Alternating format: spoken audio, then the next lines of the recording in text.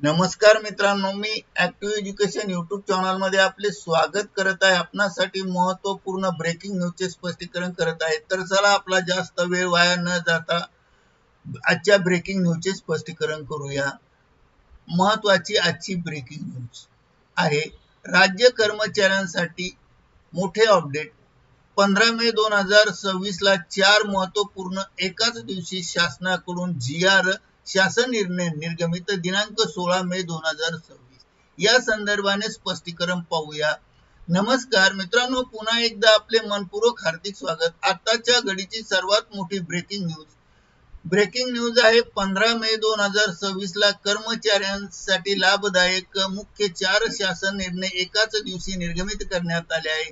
कोणत्या विभागाने शासन निर्णय निर्गमित केले आहे, शासन निर्णयात कोणत्या बाबीचा समावेश केला आहे, या संदर्भात सविस्तर माहिती प्राप्त करण्यासाठी हा व्हिडिओ संपूर्ण आवश्यक पहा। चला तर करूया महत्त्वपूर्ण शासन निर्णयाचे स्पष्टीकरण। पूर्वीप्रमाणे ब्रेकिंग न्यूजचे स्पष्टीकरण करण्यापूर्वी आपण जर ऍक्टिव्ह एज्युकेशन यूट्यूब चॅनलवर नवीन असाल तर चॅनलला लाईक, शेअर आणि सबस्क्राईब करायला विसरू नका।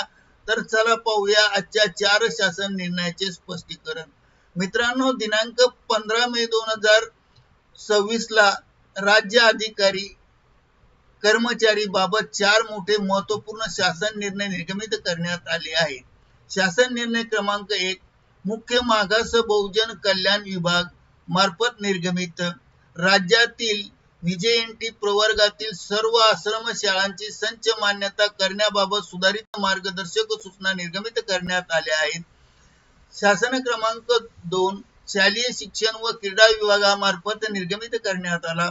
महाराष्ट्र शिक्षण सेवा मधील वरिष्ठ अधिव्याख्याता गट अ मध्ये कार्यरत असणाऱ्या अधिकाऱ्यांच्या वय 50 आणि 55 वर्षाच्या पलीकडे अथवा अर्थकारी सेवेची 30 वर्षानंतर करावयाची सेवाचे पुनर्विलोकन बाबत शासन निर्णय निर्गमित करण्यात आला।